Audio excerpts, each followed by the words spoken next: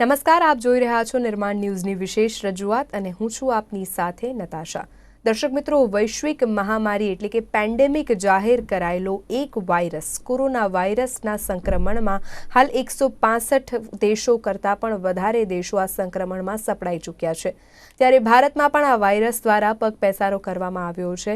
રાજ્યમાં 2 positive case corona વાયરસના નોંધાયા છે। તેવામાં વડાપ્રધાન નરેન્દ્ર મોદી દ્વારા પ્રજાજોગ સંબોધન કરવામાં આવ્યું અને કોરોના વાયરસથી ડરવાની નહીં પરંતુ એકજૂટ થઈને તેની સામે લડવાની જરૂર છે નું નિવેદન વ્યક્ત કર્યું।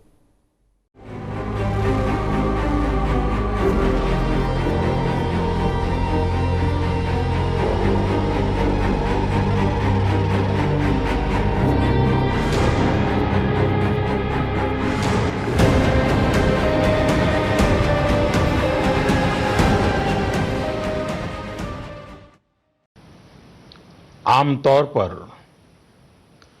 कभी जब कोई प्राकृतिक संकट आता है तो वो कुछ देशों या राज्यों तक ही सीमित रहता है, लेकिन इस बार ये संकट ऐसा है जिसने विश्व भर में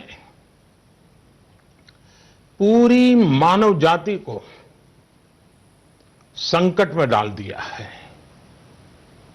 जब प्रथम विश्व युद्ध हुआ था, जब द्वितीय विश्व युद्ध हुआ था, तब भी इतने देश युद्ध से प्रभावित नहीं हुए थे जितने आज कोरोना की इस बीमारी से हैं। पिछले 2 महीने से हम निरंतर दुनिया भर से आ रहे कोरोना वायरस से जुड़ी चिंताजनक खबरें देख रहे हैं, सुन रहे हैं। इन 2 महीनों में भारत के 130 करोड़ नागरिकों ने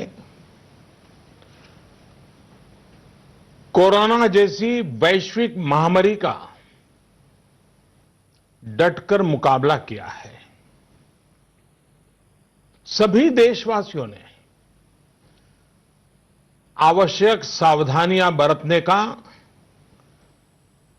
भरसक प्रयास भी किया है, लेकिन बीते कुछ दिनों से एक ऐसा माहौल बन रहा है, ऐसा लग रहा है जैसे हम संकट से बचे हुए हैं। ऐसा लगता है सब ठीक है।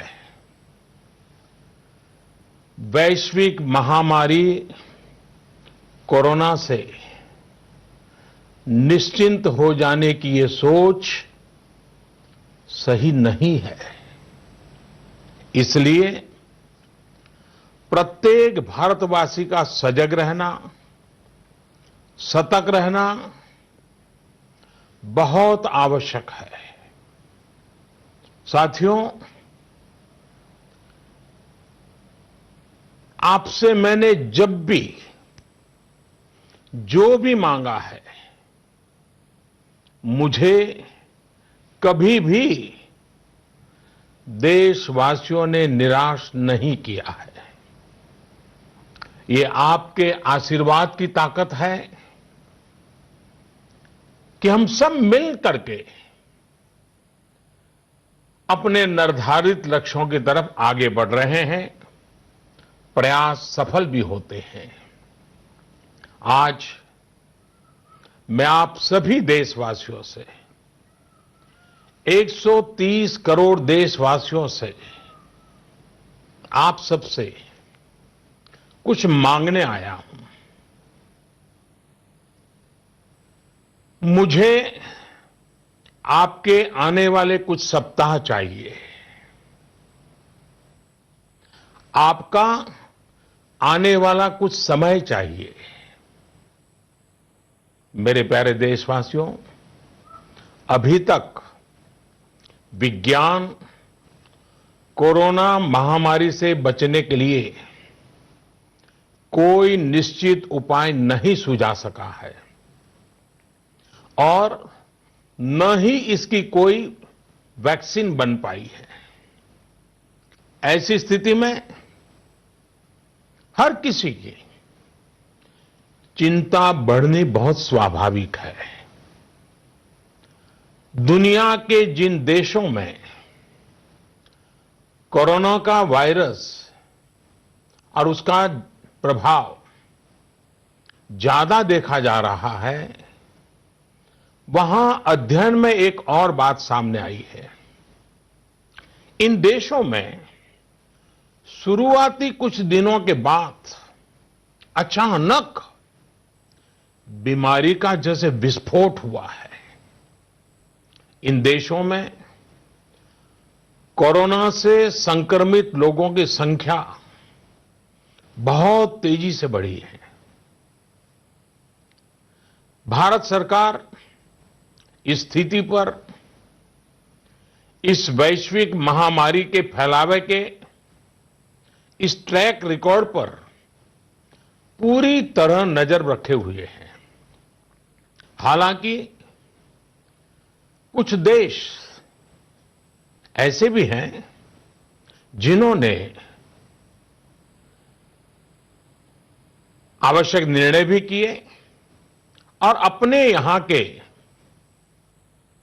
लोगों को ज्यादा से ज्यादा आइसोलेट करके स्थिति को संभाला है। और उसमें नागरिकों की भूमिका बहुत अहम रही है। भारत जैसे 130 करोड़ की आबादी वाले देश के सामने, और हम वो देश हैं जो विकास के लिए प्रयत्नशील देश हैं, और हम जैसे देश पर कोरोना का ये संकट सामान्य बात नहीं है। आज जब बड़े बड़े और विकसित देशों में हम इस वैश्विक महामारी का व्यापक प्रभाव देख रहे हैं, तो भारत पर इसका कोई प्रभाव नहीं पड़ेगा, ये मानना गलत है। और इसलिए इस वैश्विक महामारी का मुकाबला करने के लिए दो प्रमुख बातों की आवश्यकता है। पहला, संकल्प, और दूसरा, संयम। संकल्प और संयम। आज 130 करोड़ देशवासियों को अपना संकल्प और दृढ़ करना होगा कि हम इस वैश्विक महामारी को रोकने के लिए एक नागरिक के नाते अपने कर्तव्य का पालन करेंगे। केंद्र सरकार, राज्य सरकारों के दिशा निर्देशों का पूरी तरह से पालन करेंगे। आज हमें यह संकल्प लेना होगा कि हम स्वयं संक्रमित होने से बचेंगे और दूसरों को भी संक्रमित होने से बचाएंगे। साथियों, इस तरह की वैश्विक महामारी में एक ही मंत्र काम करता है, हम स्वस्थ तो जग स्वस्थ। हम स्वस्थ तो जग स्वस्थ। ऐसी स्थिति में जब इस बीमारी की कोई दवा नहीं है, तो हमारा खुद का स्वस्थ बने रहना यह सबसे पहली आवश्यकता है। इस बीमारी से बचने और खुद के स्वस्थ बने रहने के लिए दूसरी अनिवार्यता है, वो है संयम। और संयम का तरीका क्या है? भीड़ से बचना, घर से बाहर निकलने से बचना, आजकल जिसे सोशल डिस्टेंसिंग कहा जा रहा है, कोरोना वैश्विक महामारी के इस दौर में ये सोशल डिस्टेंसिंग ये बहुत ही ज्यादा आवश्यक है और कारगर भी है। हमारा संकल्प और संयम इस वैश्विक महामारी के प्रभाव को कम करने में बहुत बड़ी भूमिका निभाने वाला है। और इसलिए अगर आपको लगता है कि आप ठीक हैं, आपको कुछ नहीं होगा,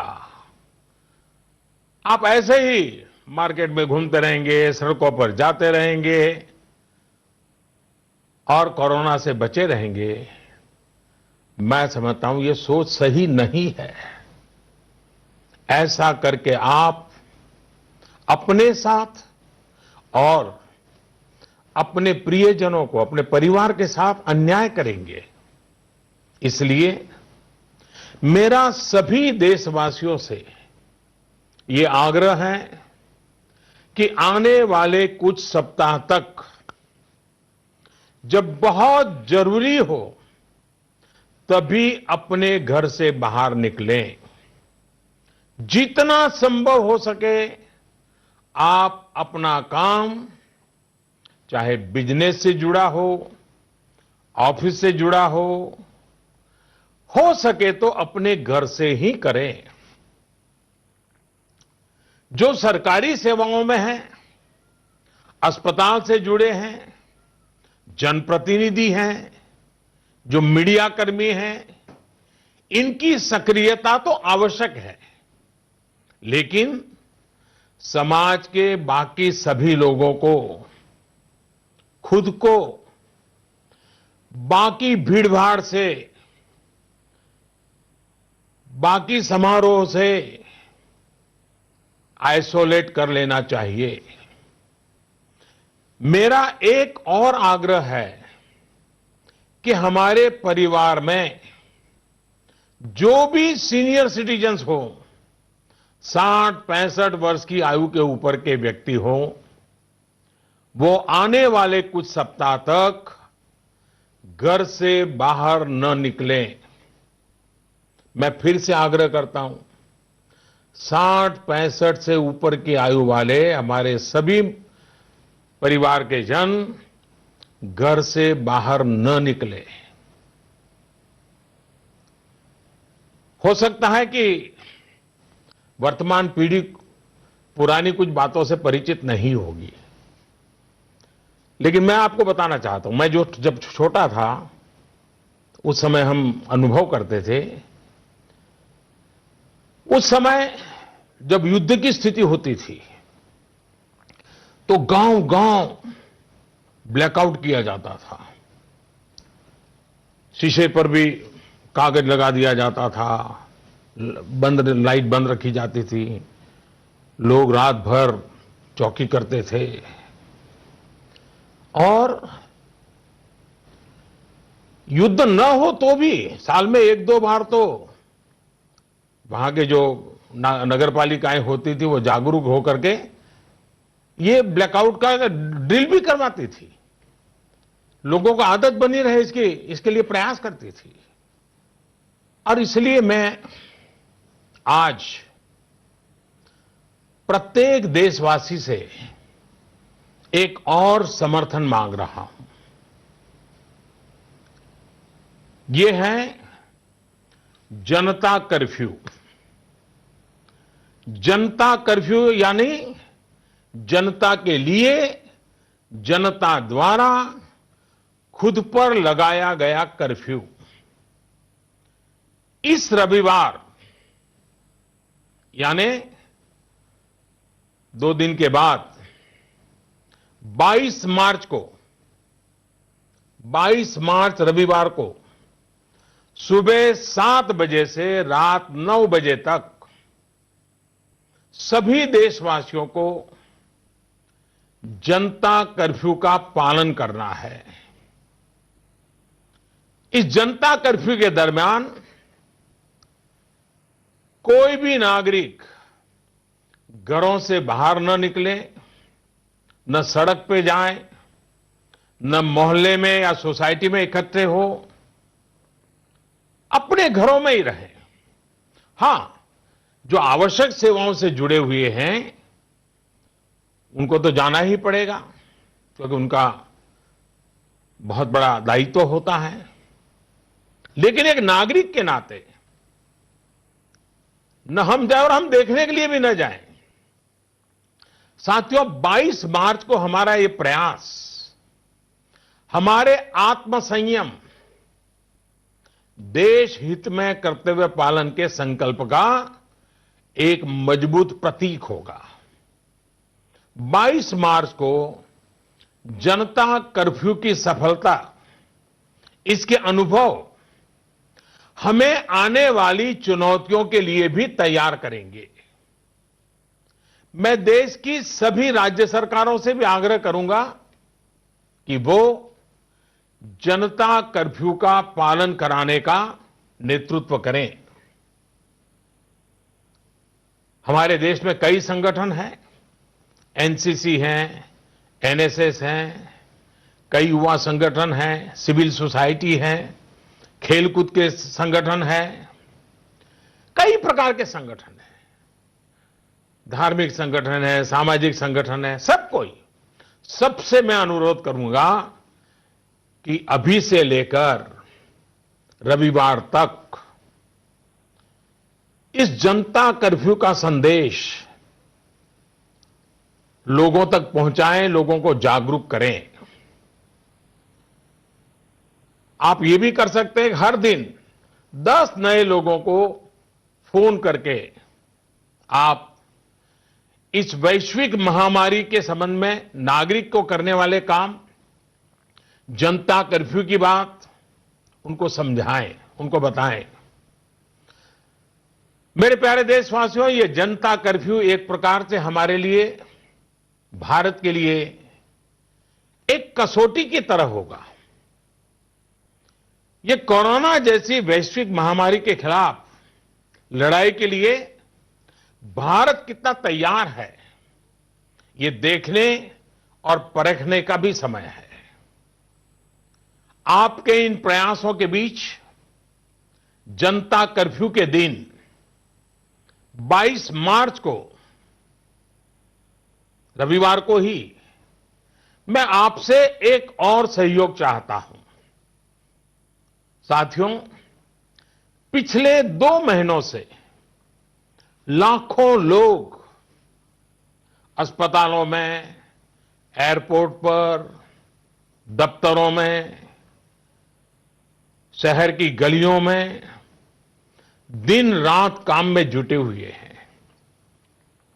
चाहे डॉक्टर हो, नर्सिस हो, हॉस्पिटल का स्टाफ हो, सफाई करने वाले हमारे भाई बहन हो, एयरलाइंस के कर्मचारी हो, सरकारी कर्मचारी हो, पुलिसकर्मी हो, मीडिया कर्मी हो, रेलवे, बस, ऑटो रिक्शा की सुविधा से जुड़े लोग हो, होम डिलीवरी करने वाले लोग हो, ये लोग अपनी परवाह न करते हुए दूसरों की सेवा में लगे हुए हैं। आज की परिस्थितियां देखें तो ये सेवाएं सामान्य नहीं कही जा सकती। आज खुद भी इनके संक्रमित होने का पूरा खतरा मोल लेते हैं।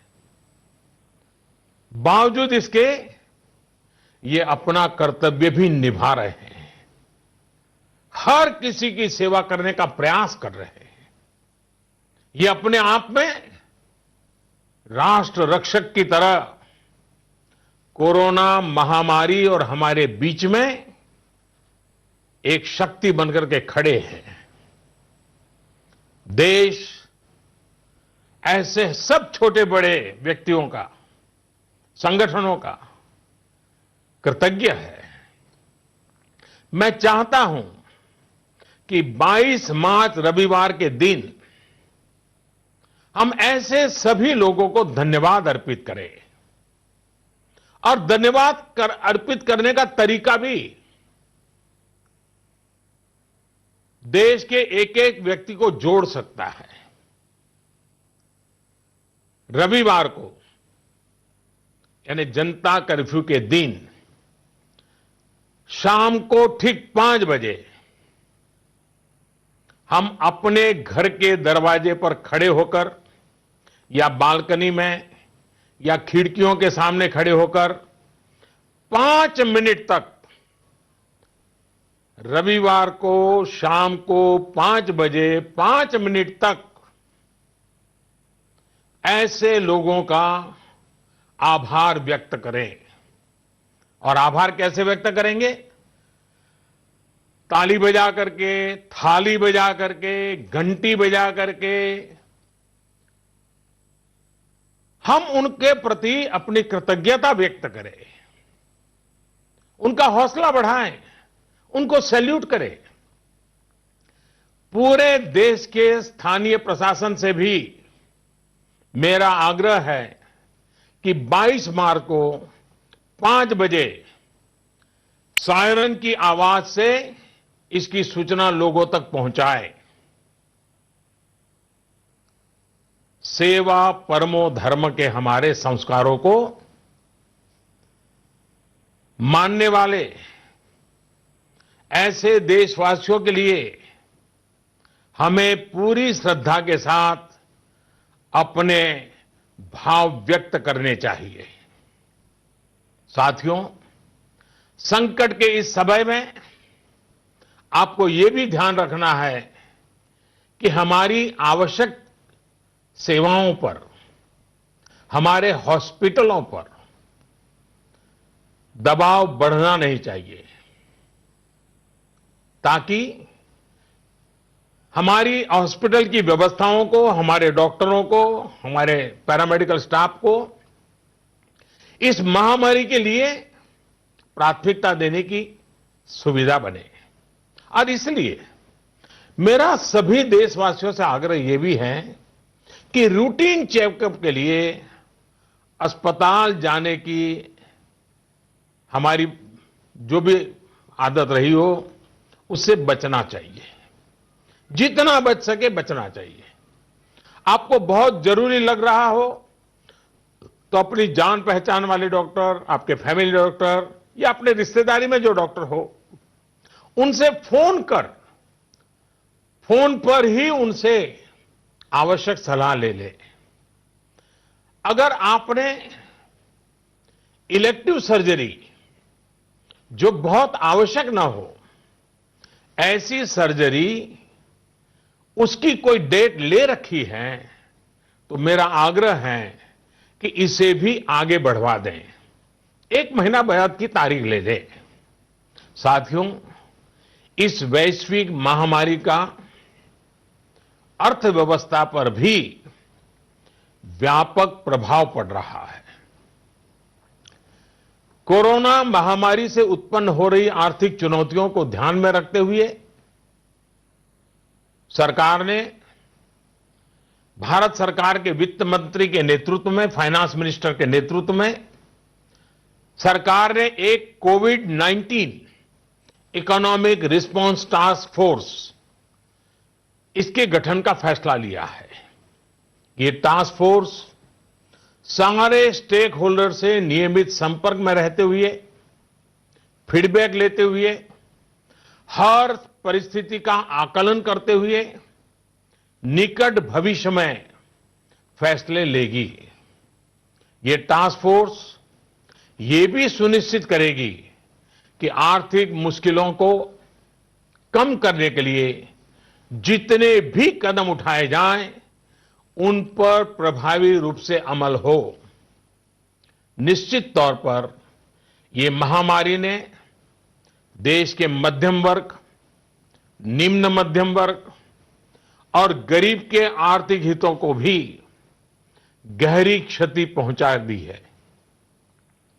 संकट के इस समय में मेरा देश के व्यापारी जगत, उच्च आय वर्ग से भी आग्रह है कि अगर संभव है तो आप जिन जिन लोगों से सेवाएं लेते हैं उनके आर्थिक हितों का ध्यान रखें। हो सकता है आने वाले कुछ दिनों में ये लोग दफ्तर ना आ पाएं, आपके घर ना आ पाएं। ऐसे में उनका वेतन न काटें, पूरी मानवीयता के साथ, संवेदनशीलता के साथ फैसला ले। हमेशा याद रखिएगा, उन्हें भी अपना परिवार चलाना है, अपने परिवार को बीमारी से बचाना है। मैं देशवासियों को इस बात के लिए भी आश्वस्त करता हूं कि देश में दूध, खाने पीने का सामान, दवाइयां, जीवन के लिए जरूरी ऐसी आवश्यक चीजों की कमी ना हो, इसके लिए तमाम कदम उठाए जा रहे हैं। ये सप्लाई कभी रोका नहीं जाएगा। इसलिए मेरा सभी देशवासियों से यह आग्रह है कि जरूरी सामान संग्रह करने की होड़ न लगाएं। आप पहले जैसे करते हैं वैसे ही सामान्य रूप से ही खरीदारी करें। पैनिक बाइंग ये कतई ठीक नहीं है, उसको न करें। साथियों, पिछले 2 महीनों में 130 करोड़ भारतीयों ने, देश के हर नागरिक ने देश के सामने यह जो संकट आया है, उस संकट को देशवासियों ने अपना संकट माना है। भारत के लिए, समाज के लिए, देशवासियों से जो बन पड़ा है, हर किसी ने किया है। मुझे भरोसा है कि आने वाले समय में भी हम सभी देशवासी अपने कर्तव्यों का, अपने दायित्वों का इसी तरह निर्वाह करते रहेंगे। हां, मैं मानता हूं कि ऐसे समय में कुछ कठिनाइयां भी आती हैं। आशंकाओं और अफवाहों का वातावरण भी पैदा होता है। कई बार एक नागरिक के तौर पर हमारी अपेक्षाएं भी पूरी नहीं हो पाती। फिर भी ये संकट इतना बड़ा है और वैश्विक है, एक देश भी दूसरे देश को मदद नहीं कर पा रहा है। ऐसी स्थिति में सारे देशवासियों को इन दिक्कतों के बीच दृढ़ संकल्प के साथ इन कठिनाइयों का मुकाबला करने की भी आवश्यकता है। साथियों, हमें अभी अपना सारा सामर्थ्य खुद को बचाने के लिए, कोरोना से बचने के लिए ही प्राथमिकता देनी है। मेरे प्यारे देशवासियों, कुछ दिन में नवरात्रि का पर्व आ रहा है। ये शक्ति उपासना का पर्व है। भारत पूरी शक्ति के साथ आगे बढ़े, इस संकल्प को लेकर के आवश्यक संयम का पालन करते हुए आओ हम भी बचें, देश भी बचाएं, जग को भी बचाएं। ભારતીયોને સંકલ્પ કરવાની સાથે 22મી માર્ચ એટલે કે રવિવારના દિવસે સવારના 7 થી રાતના 9 વાગ્યા સુધી પબ્લિક કર્ફ્યુ ઝોન તરીકે નક્કી કરાયેલો આ દિવસ તેની અપીલ નિર્માણ ન્યૂઝ દ્વારા પણ આપને કરવામાં આવી રહી છે કે વડાપ્રધાન નરેન્દ્ર મોદીના નિવેદન મુજબ આપણે પણ તેમના આ નિવેદનનું પાલન કરીને આપણા પરિવાર અને સાથે જ રાજ્ય જ નહીં પરંતુ દેશમાં આવતી આ બીમારીને રોકી શકાય તે માટેનો આપણો પ્રયાસ પણ તમામ રીતે આપીએ। નિર્માણ ન્યૂઝની આ વિશેષ રજૂઆત અંતર્ગત હાલ બસ આટલું જ। આવી ઘણી બધી માહિતી અને સૂચનો સાથે અમે આપની સમક્ષ ઉપસ્થિત થતા રહીશું। ત્યાં સુધી મને આપશો રજા। નમસ્કાર।